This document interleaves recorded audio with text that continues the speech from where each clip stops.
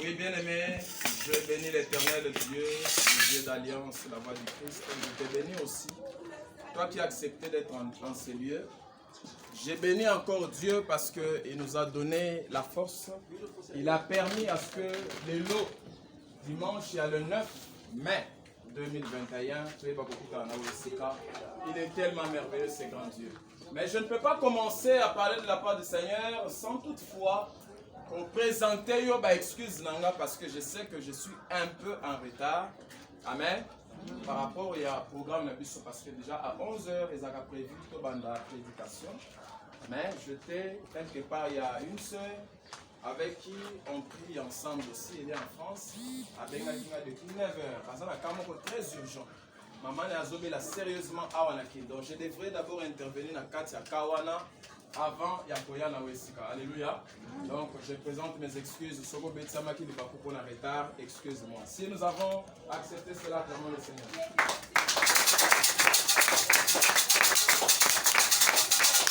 Voilà. Merci, veuillons nous asseoir. Que Dieu nous bénisse. Amen. Je disais que Dieu nous bénisse. Amen. Non, tu n'es pas dans la joie. Je dis que Dieu nous bénisse. Amen. C'est une église de réveil. Alléluia. Amen. Ce n'est pas une église, je ne sais pas moi de quelle doctrine, mais je dis bien c'est une église de réveil. Donc nous devons être réveillés. Photos à la Polamouka. Bien aimé, depuis le mercredi passé, nous étions en train de parler d'un thème très important. Le thème s'intitule « Les cris d'un adopté ». Amen. Amen. Les cris d'un adopté. Nous avions défini un adopté comme étant quelqu'un qui a à l'intérieur de lui des valeurs, mais ces valeurs-là qui sont cachées et les valeurs qui ne sont pas connues. Mais avec le temps, lorsque la personne commence à se découvrir et lorsque Dieu commence à utiliser la personne en question, c'est alors que les valeurs intérieures dont nous parlons commencent à se dévoiler. Alléluia. Amen. Nous avons vu le mercredi, nous étions dans le premier livre de Samuel, le chapitre 7, le verset 7 à 9. La Bible dit, les enfants d'Israël étaient déjà au bout. Amen. Ils étaient déjà au bout parce qu'ils ont eu tellement des attaques, tellement de menaces par les Philistins. Les Philistins ont tellement menacé les enfants d'Israël, ils ont tellement attaqué les enfants d'Israël jusqu'à tel point que les enfants d'Israël étaient au bout. Alors, les enfants d'Israël n'avaient plus d'autres mesures à prendre, ils n'avaient plus d'autres solutions, si ce n'était que d'aller voir un prophète que Dieu avait établi en ces temps-là au nom du prophète Samuel. Amen. Alors j'avais dit, le prophète Samuel, c'était un adopté. Pourquoi? Parce que nous avions compris que Samuel, lorsque Anna ne mettait pas au monde, ne concevait pas, Anna est allée à Silo, qui veut dire les lieux du repos, les dieux du repos. Anna est allée rencontrer le Seigneur, l'Éternel des armées, pour lui demander à ce qu'elle puisse concevoir, tout en garantissant à Dieu et tout en promettant à l'Éternel que si tu me donnes un enfant mâle, je te l'offrirai toute sa vie, il sera à toi et il sera ton serviteur. Alléluia. Alors nous avions vu lorsque Anne a conçu, Samuel était encore dans le ventre de sa mère. Nous avons compris que Samuel était déjà consacré à Dieu. Donc toute la vie de Samuel devrait honorer Dieu. C'est quelqu'un qui devrait normalement seulement et parfaitement servir Dieu. Pourquoi? Parce que sa source était en relation avec Dieu. Que Dieu nous bénisse. Alors j'avais dit, lorsque les hommes ont des problèmes, Dieu a toujours placé quelques orientations, des solutions pour résoudre le problème des gens. Parmi lesquels j'avais cité ces premiers points, ou cette première méthode de solution, pour dire Dieu a toujours utilisé un adopté pour trouver des solutions. Réveillez-moi la soeur qui dort. Ne dormez pas. Dieu a toujours utilisé un adopté pour apporter des solutions. Alléluia. Est-ce que tu es un adopté ce matin? Est-ce que tu crois que tu es un adopté? Est-ce que tu crois que Dieu peut passer par toi pour sauver une vie? Ah non, tu ne me comprends pas. Est-ce que je parle à des gens qui m'entendent? Je pose la question. Est-ce que tu crois que Dieu peut passer par toi pour donner une solution à quelqu'un d'autre? Amen. Parce que nous avons vu Samuel. Frère, tu vas nous lire ça. Lis encore ça rapidement. 1 Samuel chapitre 7, verset 7. Écoutez ce que la Bible dit. Rapidement. 1 Samuel 7, 7. Oui. Le Philistin apprirent que les enfants d'Israël s'étaient assemblés à Mitzpah, et le prince des Philistins montèrent contre Israël. À cette nouvelle, les enfants d'Israël eurent peur des Philistins. Et ils dirent à Samuel, ne cesse point de crier pour nous à l'Éternel, notre Dieu, afin qu'il nous sauve de la main des Philistins. Samuel prit un agneau de lait et l'offrit tout entier en holocauste à l'Éternel. Il cria à l'Éternel pour Israël et l'Éternel l'exauça. Alléluia. Vous écoutez que les enfants d'Israël ont eu peur des Philistins. Ils ont compris que les Philistins, à cette époque, le Philistin devenait de plus en plus fort par rapport aux enfants d'Israël. Alors les enfants d'Israël n'avaient plus d'autres méthodes, ils n'avaient plus d'autres solutions si ce n'était que d'aller faire quoi? D'aller rencontrer Samuel.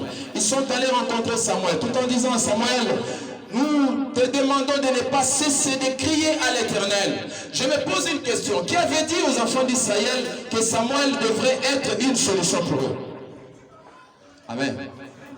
Qui avait dit aux enfants d'Israël qu'à l'intérieur de Samuel, il y a une solution? Qui peut me répondre à cette question? Alléluia. Parce que comment imaginer tout un peuple va rencontrer un seul homme? Tout un peuple, c'est une nation. Ils sont allés voir Samuel pour dire à Samuel, nous te prions, ne cesse de crier à l'Éternel en notre faveur pour que l'Éternel, notre Dieu, puisse nous secourir. Alléluia. Donc les enfants d'Israël avaient compris que leur solution devrait sortir par Samuel. Donc c'est Samuel qui portait leur solution. Et j'avais aussi dit, très souvent les adoptés, ce sont des gens qui ont du mal à être compris par les autres. Si tu as la grâce d'être adopté, bien-aimés frères et sœurs, je te dis ce matin, sache-le bien que les gens vont toujours te comprendre mal. Tu seras mal vu. Ce que toi tu vas dire aux gens, les gens vont toujours trouver que cela est mauvais. Cela n'est pas bon. Alléluia. Ce sont des symptômes ou soit ce sont des signes qui prouvent que tu as la grâce d'être adopté. Amen. Il y a même certaines personnes, lorsqu'ils disent non, j'ai telle solution pour tel problème, non, il y a l'examen, on dit contre Makamboabat. Oui, mais il est contre, mais il est dans la logique des choses. Alléluia. À dérouter, à qui de gauche à droite, mais il est dans la logique des choses. Tu peux être dans la logique des choses, les autres disent non, voilà, il y a son examen, il y a mon hasard le plus sage, c'est lui qui est plus intelligent que les autres, mais tu es dans la logique des choses. Alors, lorsque Samuel s'est décidé d'aller rencontrer l'Éternel, la Bible dit il prit un agneau de lait pour offrir à Dieu. Et Dieu exauça la prière de Samuel. Acclamons le Seigneur. Est-ce que ce matin, il y a quelqu'un qui croit que Dieu peut aussi exaucer sa prière? Non, ce n'est pas. Ton amen me déçoit, ton amen là me fatigue, ton amen là me stoppe, ton amen me décourage de ne pas avancer. Je repose la question. Est-ce qu'il y a quelqu'un qui croit que ce matin en ce lieu, il y a moyen que Dieu puisse exaucer sa prière? Amen. Ton amen ne m'a pas toujours motivé. Je veux un amen qui est motivant. Je pose encore la question à un chrétien qui m'entend, à une chrétienne que Dieu a sauvée de la mort, à une chrétienne que Dieu veut faire quelque chose dans sa vie ce matin. Est-ce que tu crois réellement que Dieu peut exaucer ta prière en ces lieux? Amen. Acclame bien. Non, tu n'as pas acclamé. Tu n'as pas acclamé, ma soeur, mon frère, tu n'as pas acclamé. Tu n'as pas acclamé avec le charisme. Acclame bien, parce que quand tu acclames, il y a quelque chose qui se fait dans le monde éternel. Acclame encore bien, acclame, continue à acclamer. Alléluia. Alléluia. Amen. Alléluia. Amen. Alors Dieu a toujours choisi un canal pour donner les solutions ou une solution à son peuple. Alors, les solutions dont nous parlons, c'est les solutions qui passent par un adopté. J'avais dit, un adopté, c'est un porteur de solutions. Il peut avoir les clés dans sa main. Alléluia. Comme Samuel. Samuel avait déjà la clé de déverrouillage pour le peuple israélite. Parce que le peuple israélite était bloqué. Il ne savait plus comment faire pour être en paix. Les Philistins les emmerdés, les embrouillaient à tout moment, bien aimés. Mais lorsque Samuel a compris que je dois aller rencontrer l'Éternel et je n'irai pas main vide, je dois apporter un holocauste, un agneau de lait, parce que Dieu aime bien les sacrifices et les offrandes. Amen. Alléluia. Et quand Samuel a fait ça, alors que lorsque les enfants d'Israël sont allés voir Samuel, ils n'ont pas demandé à Samuel d'organiser un holocauste, de préparer un holocauste pour offrir à l'Éternel. Mais bizarrement, je comprends que c'est Samuel qui s'est décidé lui-même. Il a dit non, pour ce genre de problème, pour ces cas ici, je dois préparer un holocauste. Alléluia. Amen. Je dois l'offrir à l'Éternel, afin que l'Éternel descende sa miséricorde, afin que l'Éternel libère sa grâce sur son peuple. J'avais dit aussi, je ne saurais pas rappeler tout ce que nous avions dit, faute de temps. Alors, je vais rapidement dire ce que nous avons vu le vendredi, ici en ces lieux. Le vendredi, nous avons vu un deuxième point, la puissance du cri de l'adopté. La puissance du cri de l'adopté. Alléluia. J'avais dit, tout adopté a toujours été au départ un porteur voilé des solutions. Je réponds. Tout adopté a toujours été au départ un porteur de solutions voilé. Cela veut dire quoi? Écoutez très bien. Lorsque Dieu a placé en toi des valeurs, des grandes valeurs, Dieu a déjà décidé que demain tu seras un président de la République. Dieu a déjà décidé que tu seras ministre. Dieu a déjà décidé que tu seras pasteur. Tu seras loin de Dieu. En toi, il y a des valeurs cachées que Dieu a placées. Alors ces valeurs-là ne peuvent pas automatiquement ou soit du coup comme ça briller ou éclater. Ces valeurs-là ne peuvent pas commencer à fonctionner comme ça. Alléluia.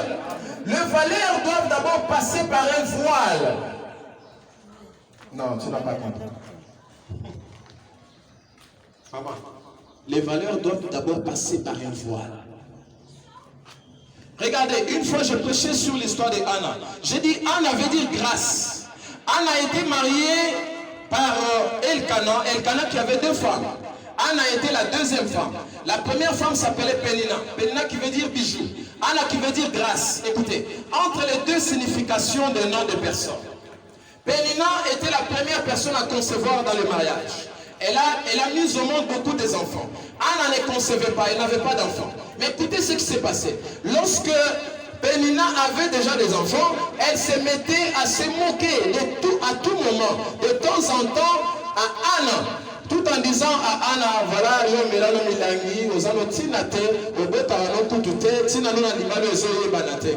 Anna était déjà au bout.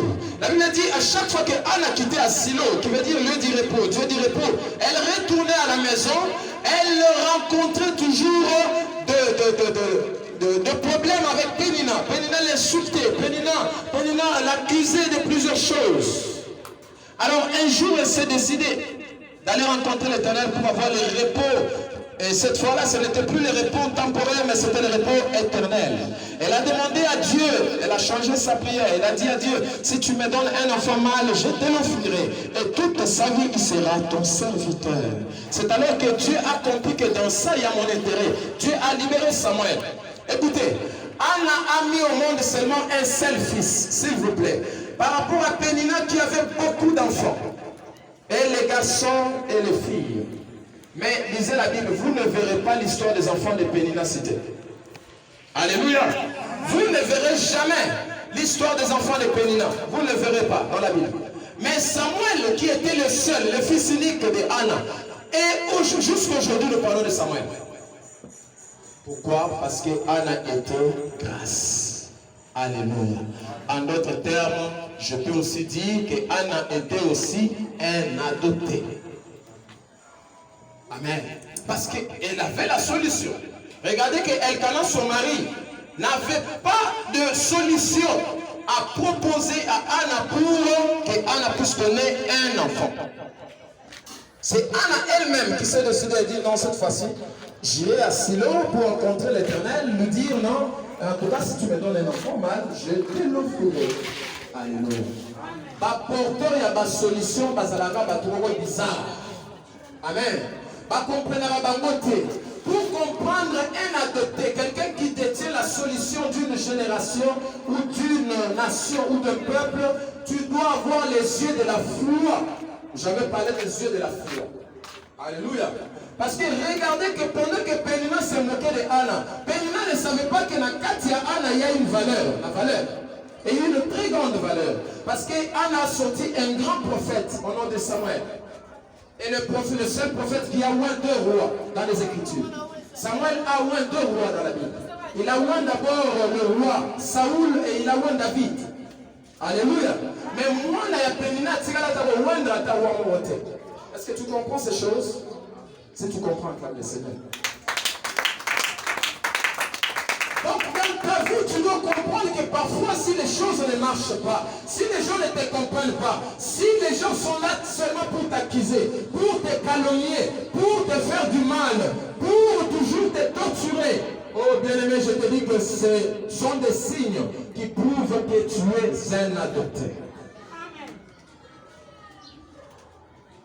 Ce sont des signes qui prouvent que tu es un adopté. Alors, j'avais aussi dit le mercredi, lorsqu'on est porteur d'une solution ou des solutions au pluriel, Dieu nous voile. Écoutez, attention.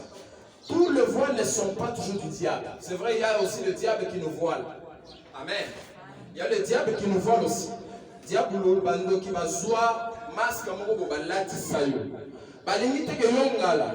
Balingite ke monsoto na ebrier. Balingite ke yo pe ba beta li solo na yo lobi. Balingite ke le tomo na yo tali sama.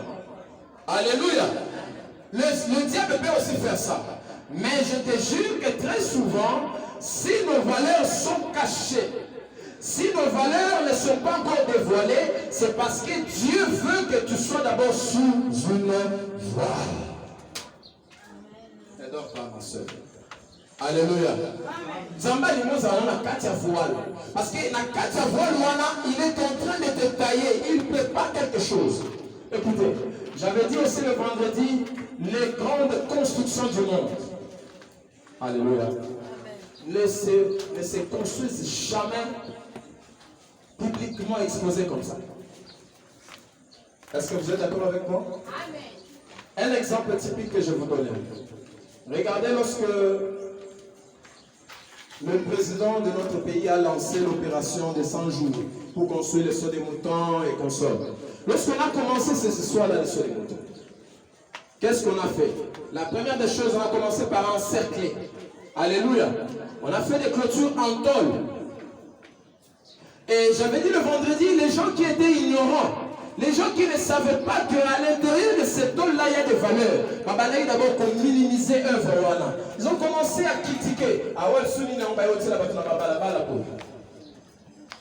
Amen. Ils ne savaient pas que demain, ça serait une œuvre. Hein, une œuvre précieuse, une œuvre qui va quand même aider aussi les gens. Mais ils étaient là pour critiquer. Ah, bah, ça, les moutons sous les loronies.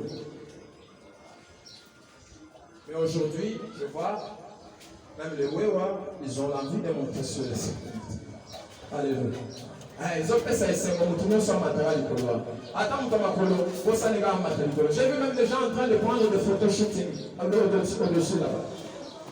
Mais quand c'était encore encerclé, quand c'était encore bizarre, tout le monde était besoin de valeur. Personne. Au contraire, les gens étaient là pour insulter. Ils ont même insulté les dirigeants du pays à Barol sur la zone. Ils étaient là pour insulter. Écoute, lorsque Dieu te place dans un voile, ce n'est pas pour écraser les valeurs qui sont au-dedans de toi, mais c'est pour te préparer. Alléluia. Alléluia. C'est pour te préparer. Regardez l'exemple que je viens de vous donner. Dans son des moutons, il y avait des coups de marteau. J'imagine les gens qui étaient aux alentours, par exemple, celui de bonhommes. Les gens qui étaient aux alentours là, de ma crevette, il y a des coups, il y a des marteaux. Il y a des tracteurs et réseaux crésés. Il y a des bruit. Mais aujourd'hui, est-ce que vous avez comme ça? Non. Aujourd'hui, les aéroports continuent sur ce lot-là. On se souvient pas d'inaugurer qui a moi. Alors c'est comme en Europe. Donc comme le roi n'a pas tout. On se souvient au cap. Mais quand on les faisait, ils allaient qui masse qui pour la battre. Quand on les faisait, ils allaient le col à massalo, tomber le col à passe-temps. Amen. Ils allaient qui le col blague. Mais aujourd'hui, c'est une réalité. Écoutez, Dieu a toujours voulu de faire des choses pareilles dans nos vies pour accomplir sa destinée. Alléluia. Si tu vis dans une situation qui est compliquée, ne t'aimez pas toujours, c'est vrai, les combats spirituels existent. Mais ce n'est pas tout problème qui t'arrive qui nécessite seulement des combats spirituels. Parfois, tu es placé dans un voile. Alléluia. On a placé la carte à voile. Pour que lorsque Dieu va étendre sa main sur toi, que cette gloire-là lui revienne parce qu'il est un Dieu qui aime la gloire. Et il ne partage sa gloire avec personne. Amen. Dieu n'aime pas partager sa gloire avec personne. Il va le faire pour sa gloire seule. Peut-être il y a un miracle que tu as cherché il y a longtemps, je ne sais rien. Peut-être il y a une guérison que tu as cherché. Peut-être il y a une délivrance que tu as cherché. Peut-être il y a une promotion que tu cherches. Peut-être il y a un travail que tu cherches. Mais Dieu ne te l'a pas encore donné parce qu'il a accepté que tu sois d'abord dans un voile. Écoutez, il y a un homme de Dieu qui m'a inspiré une fois. Il me dit, pendant qu'il était encore jeune, Dieu l'a appelé. Il a commencé à servir Dieu. Lorsqu'il a commencé à évoluer en âge, arrivé à un certain moment, Dieu lui révèle, c'était dans une vision. À Zomona, il était au bord d'une rivière. Et il voit un gros poisson qui sortait de la rivière. Le poisson est venu jusqu'à ses pieds. Le poisson a posé sa tête jusqu'à ses pieds. Juste à ses pieds. Et il a entendu dans cette vision-là une voix qui lui disait, ces poissons que tu vois ici, c'est ça ta bénédiction. Donc tu as l'intérêt de chercher un couteau ou un instrument pour les couper. Parce que si tu les coupes, automatiquement tu as la bénédiction avec toi. Alors il a commencé à chercher. Il a cherché. Il a vu des gens qui avaient des machettes de part et d'autre. Il est allé négocier avec une personne afin qu'on lui donne la machette, qu'il aille un peu couper le poisson. Lorsqu'il cherche, la personne qui avait la machette refuse de lui emprunter sa machette. Et il va encore rencontrer la deuxième personne. La deuxième personne refuse encore de lui donner la machette. Et enfin, il s'est dit non, que je retourne là où il y avait le poisson, peut-être je vais le trouver même avec mes mains, je peux les tuer et les couper avec mes deux mains. Il arrive, le poisson était déjà en train de partir. Et le poisson est rentré dans l'eau et la vision s'est arrêtée. Alléluia.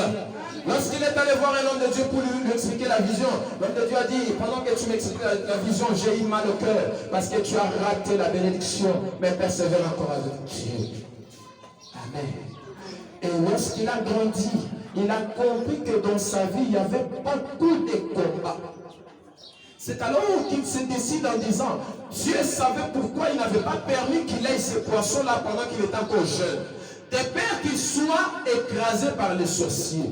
Oui, Dieu peut refuser de ne pas t'exposer. Alléluia. Dans l'élévation, Dieu peut refuser de te placer dans l'élévation parce qu'il voit encore qu'il y a beaucoup d'ennemis qui t'entourent. Et s'ils te placent là-bas à la hauteur et qu'il y a encore beaucoup de sorciers, ils vont te tuer. Tu vas mourir et tu vas laisser cette élévation-là. Tu vas laisser tout ce que tu as reçu. Voilà pourquoi il ne faut pas te décourager quand Dieu te voile encore.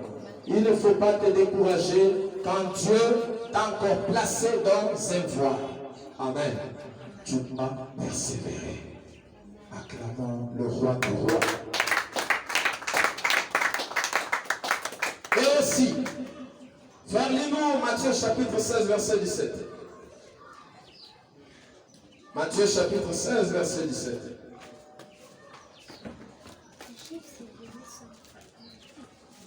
Je lis au nom de Jésus. Jésus, reprenant la parole, lui dit: Tu es heureux, Simon, fils de Jonas,